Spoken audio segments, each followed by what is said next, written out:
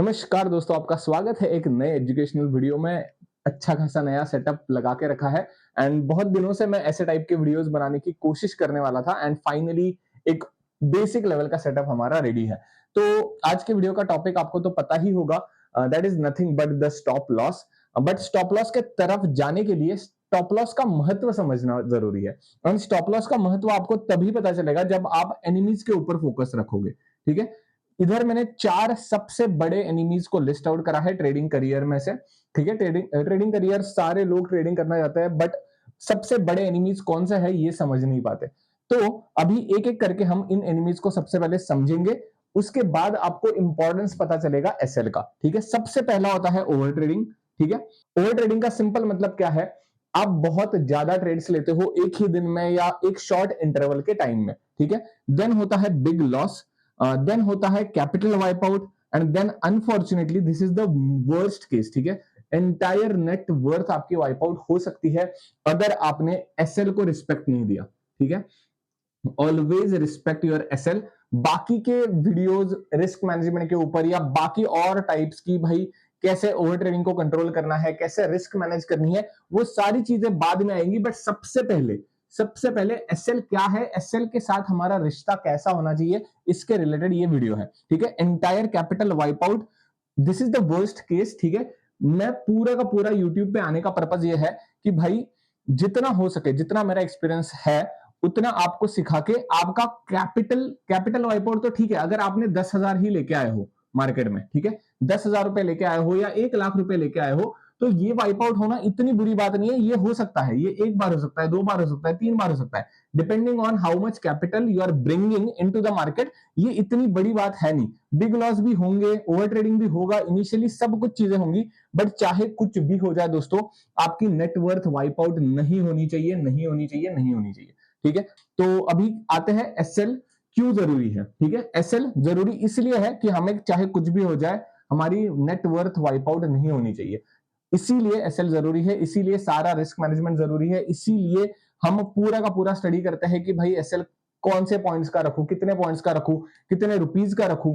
तो ये सारी रिस्क मैनेजमेंट के अंदर चीजें आएंगी, बट रिस्क मैनेजमेंट समझने से पहले अभी हम फोकस करेंगे एसएल के तरफ। ठीक है, ठीक है, अभी देखते हैं कि एग्जैक्टली एसएल है क्या। बहुत सारे लोग बहुत सारे वीडियोस में ये बात करेंगे कि भाई always respect your SL, always SL accept करके ट्रेड को कट करो, ऑलवेज 2 एसएल के बाद दिन बंद करो, 5 एसएल के बाद दिन बंद करो। बट ये एग्जैक्टली होता है क्या, ये आपको खुद से पूछना पड़ेगा। एग्जैक्टली अगर फॉर एग्जाम्पल अगर आपने 15 पॉइंट्स का एसएल रखा है ऑप्शन बाइंग में, ठीक है, 15 पॉइंट्स के एसएल के बाद आपका ट्रेड कट होता है कि नहीं, ये आपको पूछना पड़ेगा। दूसरी बात, अगर आपने मैक्सिमम 30 पॉइंट्स दिन में लूज करने का टारगेट रखा है, मतलब क्या 30 पॉइंट्स लूज करने के बाद आपका दिन बंद होना चाहिए, मतलब बंद होना चाहिए, ये आपके साथ हो रहा है कि नहीं। अगर आपके साथ ये हो रहा है, हमेशा होता है, तो आपको चिंता करने की कोई बात नहीं। ऑलरेडी आप एक्सपीरियंस ट्रेडर बन चुके हो, एक्सपीरियंस, लिटिल बिट एक्सपीरियंस, मैं ये नहीं कह रहा एक्सपर्ट। ठीक है, एक्सपीरियंस्ड एंड एक्सपर्ट में फर्क है। हम बिगिनर ही है अभी, बट एटलीस्ट आपको एक्सपीरियंस आ गया कि 15 पॉइंट्स का एसएल मतलब 15 पॉइंट्स का एसएल, 30 पॉइंट्स का दिन का एसएल मतलब 30 पॉइंट का दिन का एसएल।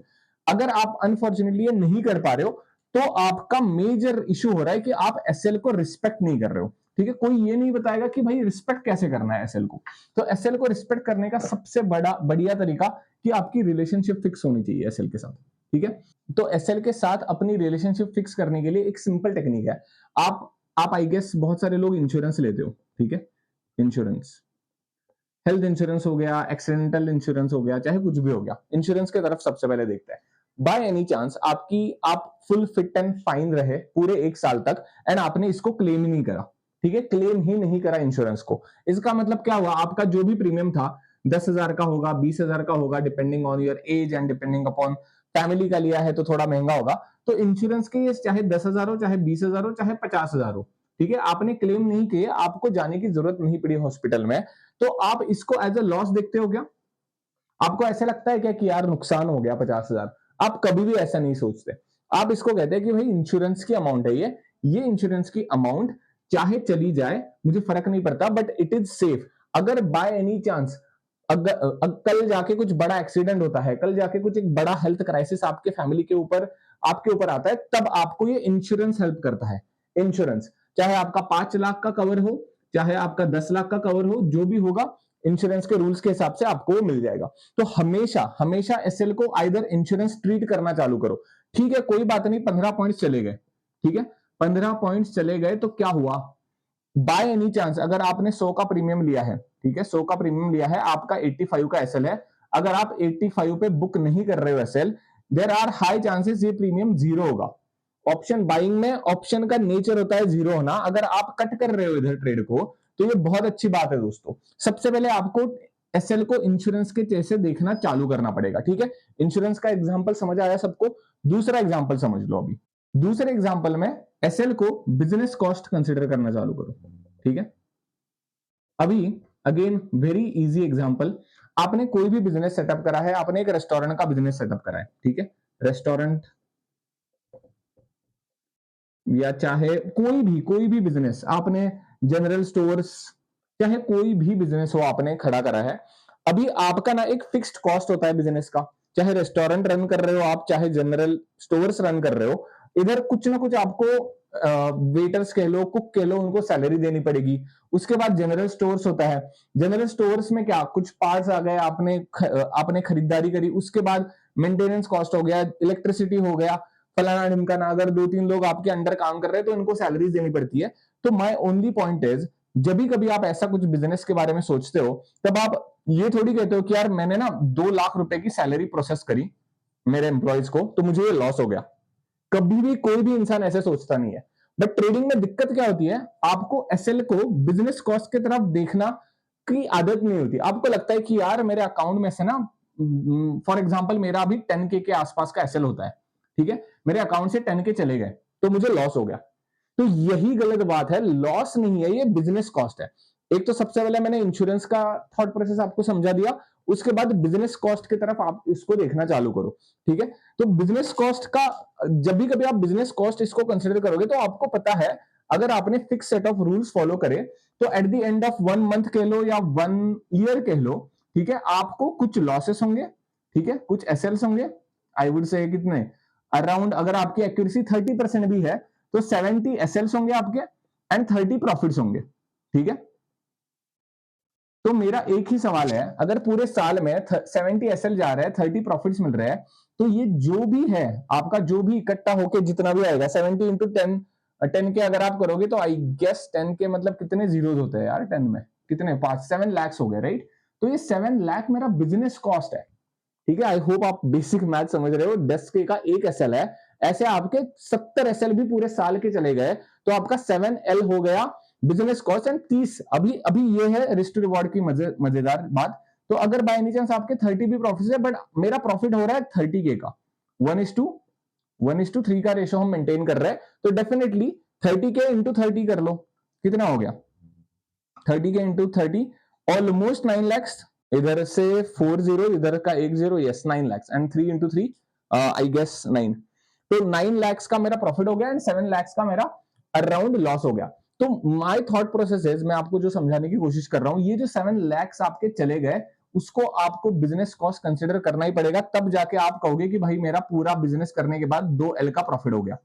अगर बाय एनी चांस इधर अगर आप चिपक गए कि नहीं यार मुझे लॉसेस हो रहा है, मुझे लॉसेस हो रहा है, तो आप कभी भी एसएल के साथ अपनी रिलेशनशिप बिल्ड नहीं कर पाओगे। एंड जब मैं बिगिनर था तब मैं इन दोनों के ऊपर काम कर रहा हूं, इंश्योरेंस एंड बिजनेस कॉस्ट। ये दोनों चीजें अगर आपके दिमाग में है एंड अगर आपका एटलीस्ट 1 साल का एम है, तो आप बने रह पाओगे मार्केट में। एटलीस्ट आप एक्सेप्ट कर लोगे कि भाई ठीक है 15 पॉइंट का एसएल है, ठीक है 10,000 का एसएल मेरा चला गया, कोई बात नहीं, लिटरली 70 एसएल भी मेरे पूरे साल में चले गए, मुझे सिर्फ और सिर्फ 30 प्रॉफिट चाहिए नेट टू नेट प्रॉफिटेबल बनने के लिए, ठीक है। अभी ओनली डिफरेंस इज, अगर आपका एसएल है 10K का, ठीक है, एंड आप बुक कर रहे हो 50K, ठीक है, देन ये गलत बात है, ये आपका लॉस हो गया, ठीक है। आई होप आप समझ रहे हो, this is your SL and this is your loss, या फेलियर कह लो या कुछ भी कह लो, ठीक है। ये एक्सेप्टेबल है बिकॉज ये आपके बजट के अंदर है। बजट के अंदर का SL is always fine, this will considered as what, business cost. जब भी कभी आपका बजट है 10,000 एंड आपने 50,000 मार्केट को देके आए, दैट मींस आपने 40K का एक्स्ट्रा लॉस किया है। ये आपको समझना पड़ेगा, ऐसा नहीं होना चाहिए। दैट मींस आपकी रिलेशनशिप कुछ गड़बड़ हो गई है एसएल के साथ की, ठीक है। तो इसको कैसे इंप्रूव करना है कि भाई मेरा बजट तो होता है 10,000 का, बट मैं 50,000 का लॉस करके आता हूं, उसके लिए मैं एक डेडिकेटेड वीडियो बना दूंगा। उसके कोर रीजंस होंगे ओवर ट्रेडिंग, जो मैंने पिछले स्लाइड में बताया था। ओवर ट्रेडिंग होगी, not accepting, not respecting the SL हो गया। Over trading is majorly the reason. अगर आप ऐसे सिचुएशन में फंस रहे हो तो ओवर ट्रेडिंग है। ओवर ट्रेडिंग के ऊपर डेडिकेटेड वीडियो में अगली बनाऊंगा। एंड बट उससे पहले सबसे इंपॉर्टेंट बात, एसएल समझना जरूरी है, इसीलिए मैंने इस टॉपिक के ऊपर वीडियो बनाई। पहली बार इस टाइप की वीडियो बना रहा हूं मैं। अगर आपको अच्छी लगी है तो please hit like and subscribe to the channel, and please please मुझे कमेंट करके फीडबैक देना। ठीक है, तो प्लीज मुझे कमेंट्स में फीडबैक दे दो, कैसे लग रही है आपको ये टाइप की वीडियो, कुछ भी इंप्रूवमेंट करने की जरूरत है। ऑब्वियसली हैंड राइटिंग वगैरह टोटली स्क्रूड अप है right now, over the time improve होगा। ऐसे मैं एक्सपेक्ट करता हूं अभी खुद से। ठीक है, तो या that is it for this video. अगर आपको इस वीडियो से कुछ भी सीखने को मिला है तो please hit like and subscribe to the channel. Please comment करके मुझे फीडबैक देना। Thank you, bye bye.